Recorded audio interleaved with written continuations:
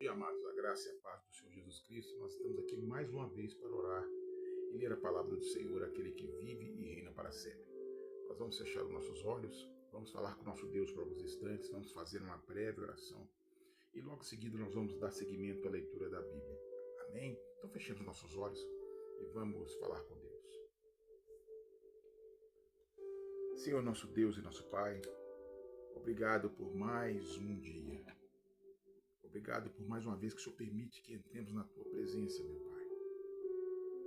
Deus eterno, eu quero nesta manhã, meu Pai, colocar diante da Tua presença nossas famílias, a igreja e a nação brasileira.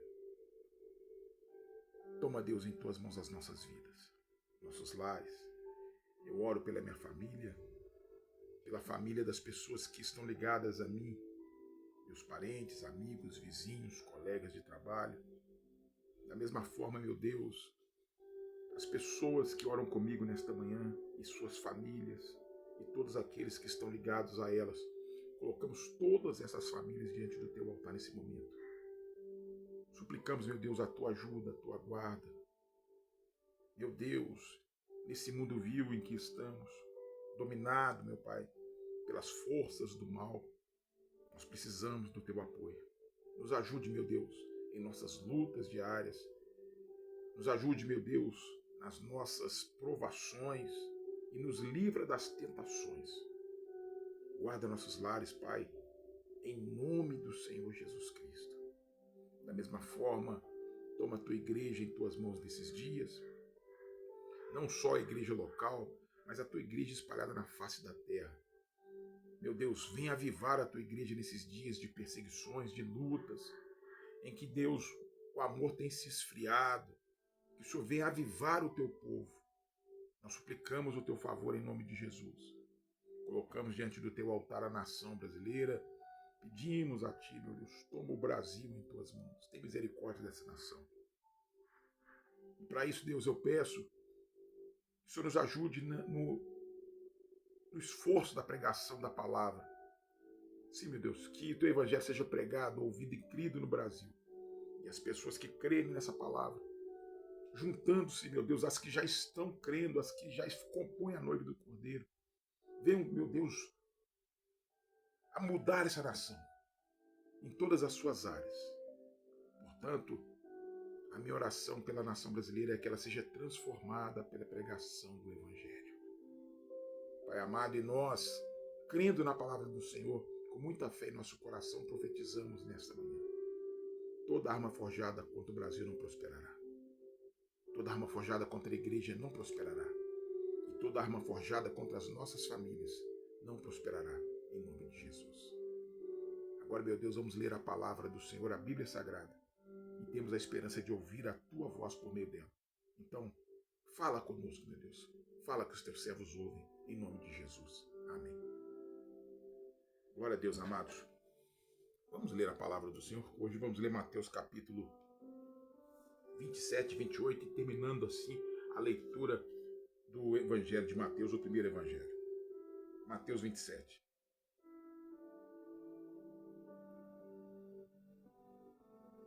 Ao romper do dia, todos os principais sacerdotes e os anciãos do povo entraram em conselho contra Jesus para o matarem, e, amarrando-o, levaram-no e entregaram ao governador Pilatos. Então Judas, o que o traiu, vendo que Jesus fora condenado, tocado de remorso, devolveu as 30 moedas de prata aos principais sacerdotes e aos anciãos, dizendo: Pequei, traindo sangue inocente. Eles, porém, responderam: Que nos importa? Isso é contigo. Então Judas, atirando para o santuário as moedas de prata, retirou-se e foi enforcar-se. E os principais sacerdotes, tomando as moedas, disseram: Não é lícito deitá-las no cofre das ofertas, porque é preço de sangue. E, tendo deliberado, compraram com elas o campo do oleiro para cemitério de forasteiros. Por isso, aquele campo tem sido chamado até o dia de hoje Campo de Sangue. Então se cumpriu o que foi dito por intermédio do profeta Jeremias. Tomaram as 30 moedas de prata, preço em que foi estimado aquele a quem alguns dos filhos de Israel avaliaram, e os deram pelo campo do oleiro, assim como me ordenou o Senhor. Jesus estava em pé ante o governador, e este o interrogou, dizendo: És tu o rei dos judeus? Respondeu-lhe Jesus: Tu dizes. E sendo acusado pelos principais sacerdotes e pelos anciãos, nada respondeu. Então lhe perguntou Pilatos: não ouve quantas acusações te trazem? Jesus não respondeu nenhuma palavra, vindo com isto admirar-se grandemente o governador. Ora, por ocasião da festa, costumava o governador soltar ao povo um dos presos, conforme eles quisessem. Naquela ocasião, tinha eles um preso muito conhecido chamado Barrabás. Estando, pois, o povo reunido, perguntou-lhes Pilatos: a quem quereis que eu vos solte? A Barrabás ou a Jesus, chamado Cristo? Porque sabia, por inveja, o tinham entregado. E estando ele no tribunal, sua mulher mandou dizer-lhe: não te envolvas com esse justo, porque hoje em sonho muito sofri a seu respeito. Mas os principais sacerdotes e os anciãos persuadiram o povo que pedisse a Barrabás e fizesse morrer Jesus. De novo perguntou-lhes o governador: qual dos dois quereis que eu vos solte? Responderam eles: Barrabás. Replicou-lhes Pilatos: que farei então de Jesus chamado Cristo? Seja crucificado, responderam todos. Mas que mal ele fez? Perguntou Pilatos. Porém, cada vez clamavam mais: seja crucificado. Vendo Pilatos que nada conseguia, antes, pelo contrário, aumentava o tumulto, mandou vir água, lavou as mãos perante o povo, dizendo: estou inocente do sangue desse justo, fique convosco o caso. E o povo todo respondeu: caia sobre nós o seu sangue e sobre nossos filhos. Então Pilatos lhe soltou Barrabás, e após haver açoitado a Jesus, entregou para ser crucificado. Logo a seguir, os soldados do governador, levando Jesus para o pretório, reuniram em torno dele toda a corte. Despojando-o das vestes, cobriram-no com um manto escarlate. Tecendo a coroa de espinho, puseram-lhe na cabeça e na mão direita um caniço, e ajoelhando-se diante dele, o escarneciam, dizendo: salve, rei dos judeus! E cuspindo nele, tomaram o caniço e davam-lhe com ele na cabeça. Depois de o ter escarnecido, despiram-lhe o manto e o vestiram com as suas próprias vestes. Em seguida, o levaram para ser crucificado. Ao saírem, encontraram um sirineu chamado Simão, a quem obrigaram a carregar-lhe a cruz. E chegando a um lugar chamado Gólgota, que significa lugar da caveira, deram-lhe a beber vinho com fel, mas ele, provando-o, não quis beber. Depois de o crucificarem, repartiram entre si as suas vestes, tirando a sorte. E, assentados ali, o guardavam. Por cima da sua cabeça puseram escrita a sua acusação: este é Jesus, o rei dos judeus. E foram crucificados com ele dois ladrões, um à sua direita e outro à sua esquerda. Os que iam passando blasfemavam dele, maneando a cabeça e dizendo: ó, tu que destróis o santuário em 3 dias, o reedificas, salva-te a ti mesmo, se és filho de Deus, e desce da cruz. De igual modo, os principais sacerdotes, com os escribas e anciãos, escarnecendo, diziam: salvou os outros, a si mesmo não pode salvar-se. É rei de Israel, desça da cruz e creremos nele. Confiou em Deus, pois venha livrá-lo. Agora, se de fato ele quer bem, porque disse: sou filho de Deus. E os mesmos impropérios lhe diziam também os ladrões que haviam sido escarnecidos, crucificados com ele. Desde a hora sexta até a hora nona, houve trevas sobre toda a terra. Por volta da hora nona, clamou Jesus em alta voz, dizendo: Eli, Eli, lama sabachthani, o que quer dizer: Deus meu, por que me desamparaste? E alguns dos que ali estavam ouvindo isto diziam: ele chama por Elias. E logo um deles correu a buscar uma esponja e, tendo-a embebido de vinagre e colocado na ponta de um caniço, deu-lhe a beber. Os outros, porém, diziam: deixa, vejamos se Elias vem salvá-lo. E Jesus, clamando outra vez com grande voz, entregou o Espírito. E eis que o véu do santuário se rasgou em 2 partes, de alto a baixo. Tremeu a terra, fenderam-se as rochas. Abriram-se os sepulcros e muitos corpos de santos que dormiam ressuscitaram. E saindo dos sepulcros depois da ressurreição de Jesus, entraram na cidade santa e apareceram a muitos. O centurião e os que com ele guardavam Jesus, vendo o terremoto e tudo o que se passava, ficaram possuídos de grande temor e disseram: verdadeiramente, este era filho de Deus. Estavam ali muitas mulheres observando de longe. Eram as que vinham seguindo a Jesus desde a Galiléia para o servir. Entre elas estavam Maria Madalena, Maria, mãe de Tiago e de José, e a mulher de Zebedeu. Caindo a tarde, veio um homem rico de Arimateia, chamado José, que era também discípulo de Jesus. Este foi ter com Pilatos e lhe pediu o corpo de Jesus. Então Pilatos mandou que lhe fosse entregue. E José, tomando o corpo, envolveu-o num pano limpo e o depositou no seu sepulcro novo, que fizera abrir na rocha.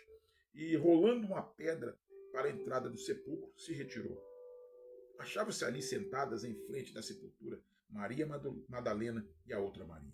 No dia seguinte, que é o dia depois da preparação, reuniram-se os principais sacerdotes e os fariseus e, dirigindo-se a Pilatos, disseram-lhe: Senhor, lembramos de que aquele embusteiro, enquanto vivia, disse: depois de 3 dias ressuscitarei.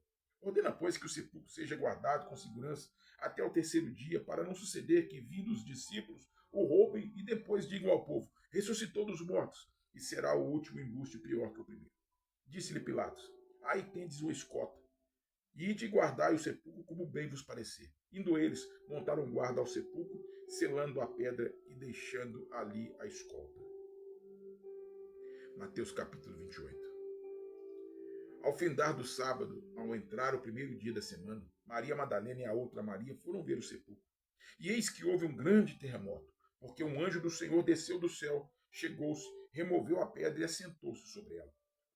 O seu aspecto era como um relâmpago, e a sua veste alva como a neve. E os guardas tremeram espavoridos e ficaram como se estivessem mortos.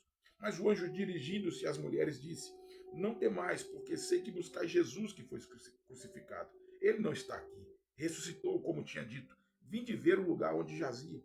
E depois, depressa, e dizei aos seus discípulos que ele ressuscitou dos mortos, vai adiante de vós para a Galileia. Ali o vereis. É como vos digo. E retirando-se elas apressadamente do sepulcro, tomadas de grande alegria e medo, correram a anunciá-lo aos discípulos. E eis que Jesus veio ao encontro delas e disse: salve! Elas, aproximando-se, abraçaram-lhes os pés e o adoraram. Então Jesus lhes disse: não temais, ide avisar a meus irmãos que se dirijam à Galileia e lá me verão. E indo elas, eis que alguns das guardas foram à cidade e contaram aos principais sacerdotes tudo o que sucedera.